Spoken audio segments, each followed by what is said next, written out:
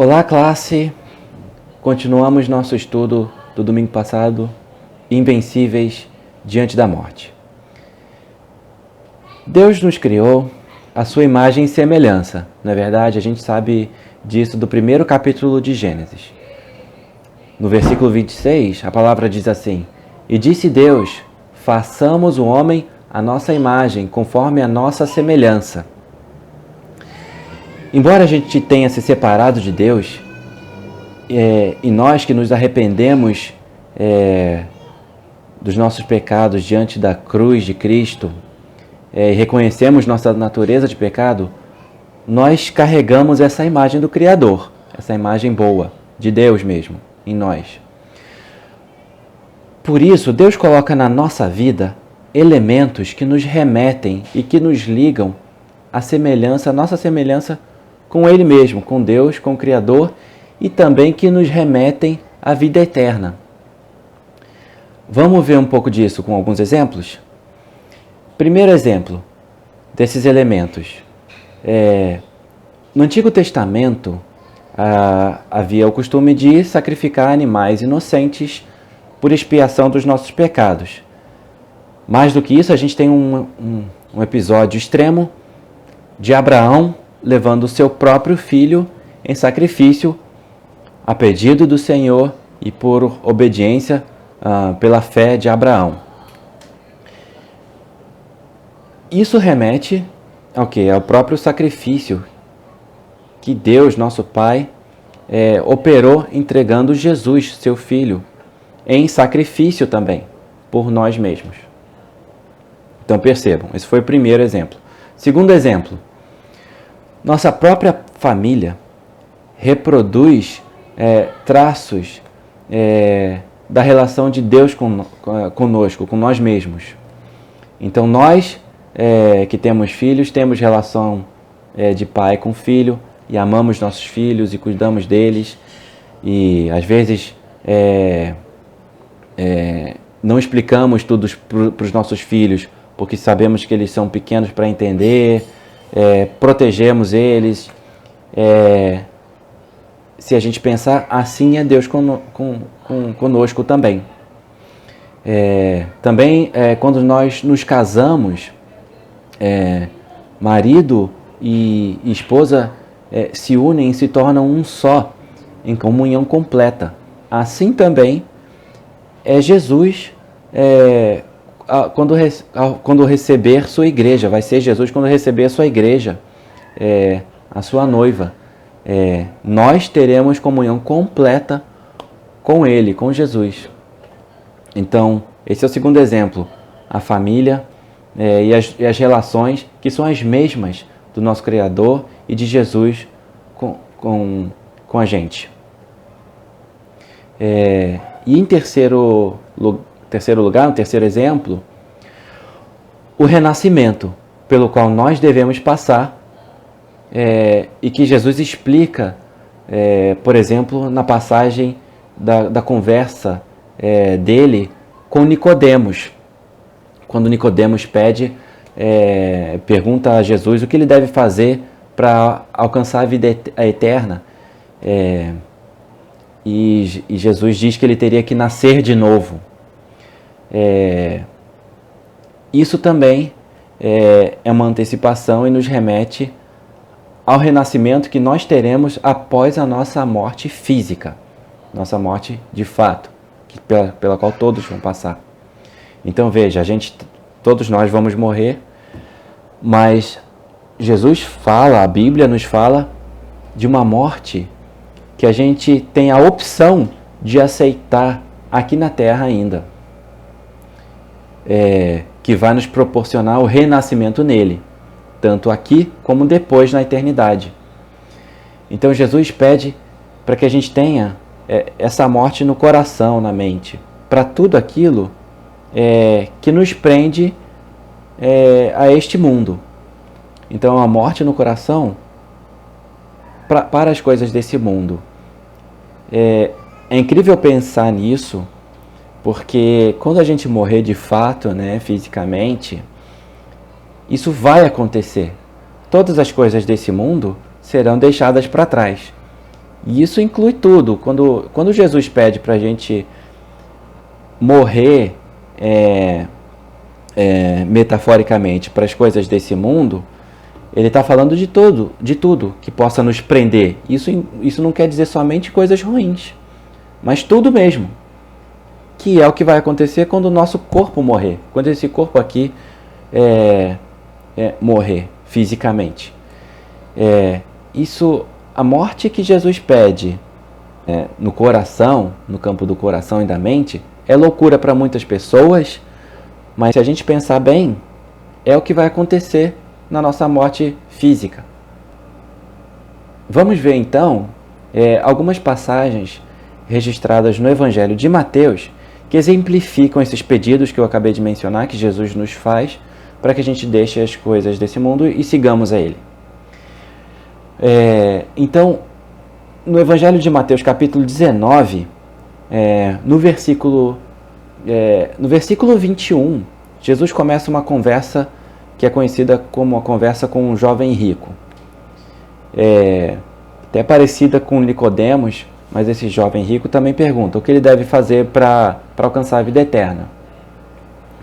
E Jesus fala de seguir os mandamentos, ele diz que já faz isso, e diz, o que mais? Eu já faço isso. E Jesus diz, versículo 21, se você quer ser perfeito, vende todos os seus bens e dê o dinheiro aos pobres, e você terá um tesouro no céu. Depois, venha e me siga. A gente sabe que o jovem saiu triste e não aceitou bem isso. Muito bem. Continua, vem os discípulos para conversar com Jesus e Jesus explica. Versículo 29. E todos os que tiverem deixado casas, irmãos, irmãs, pai, mãe, filhos ou campos, por minha causa, receberão 100 vezes mais e herdarão a vida eterna.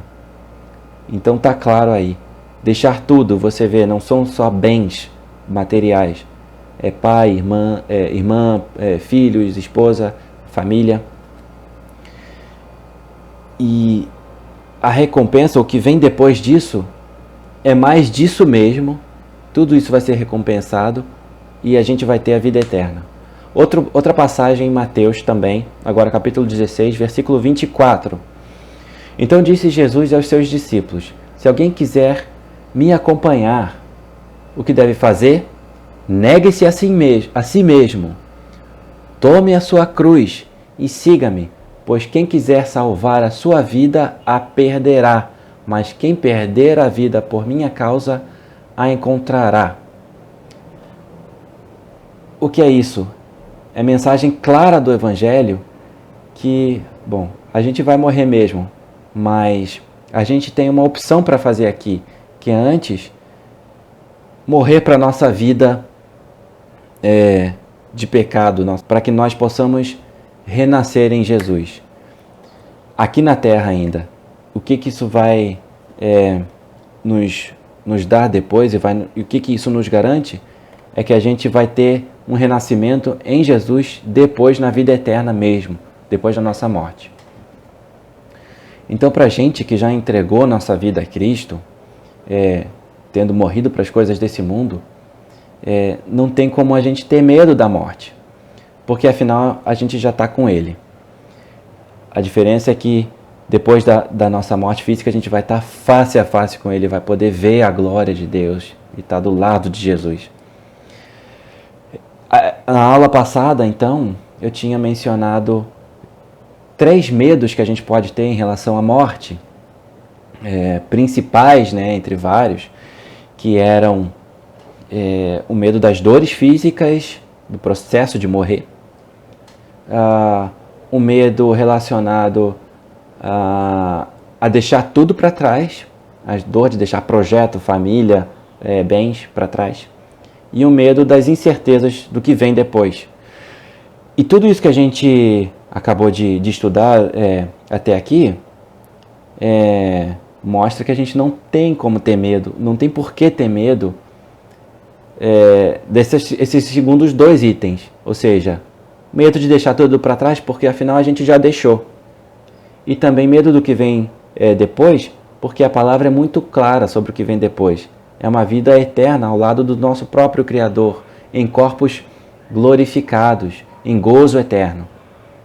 O que fica são os medos das dores físicas, mas vamos combinar bem que dores físicas a gente passa mesmo, e pode passar inclusive sem perigo de morte. Por exemplo, crise de pedra nos rins, né? Eu nunca tive, mas eu sei que é uma dor muito forte, muito ruim.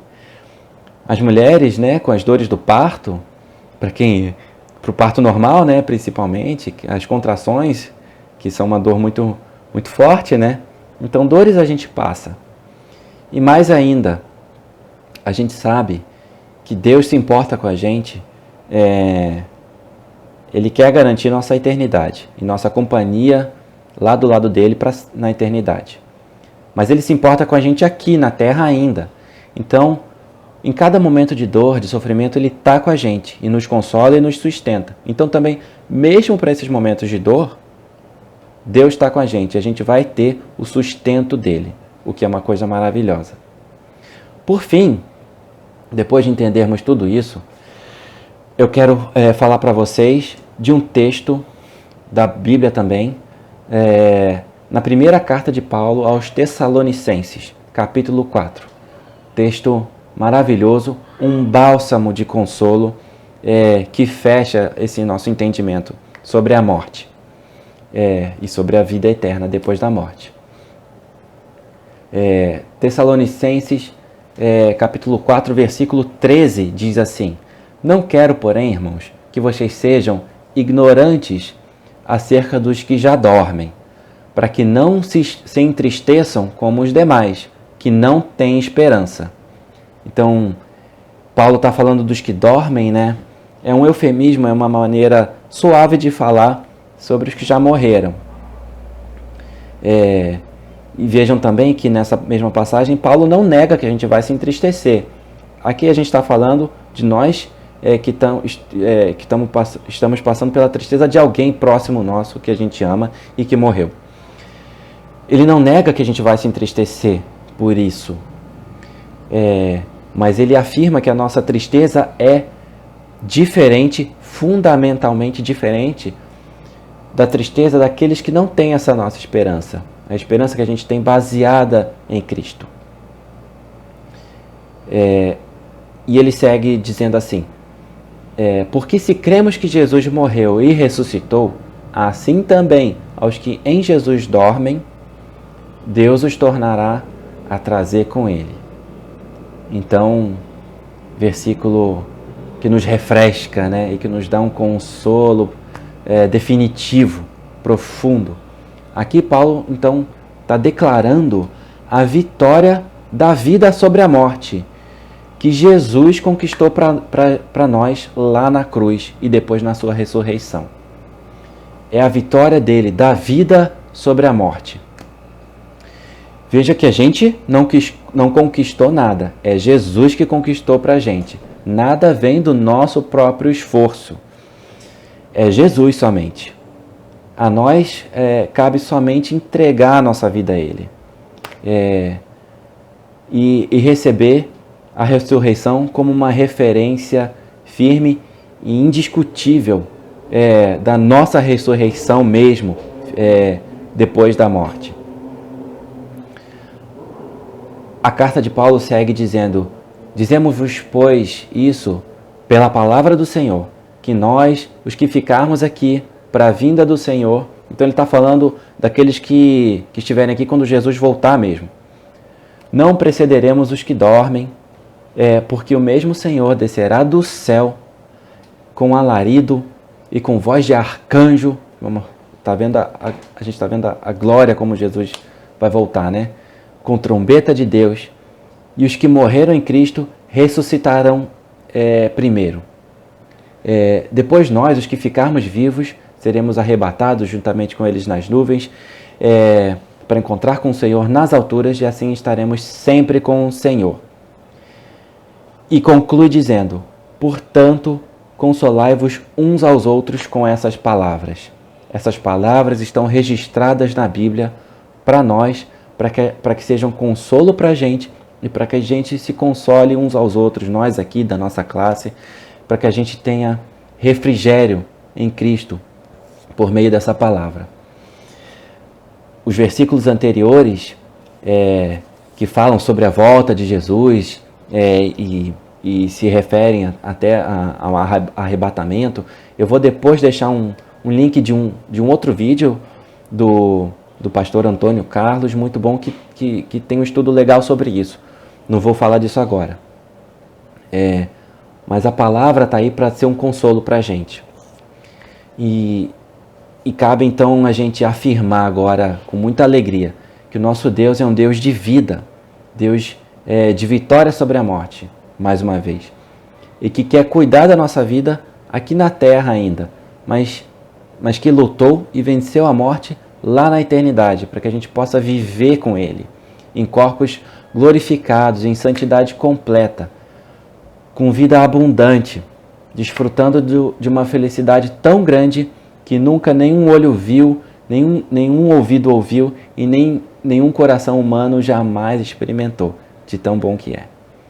Que essas verdades possam abençoar você hoje.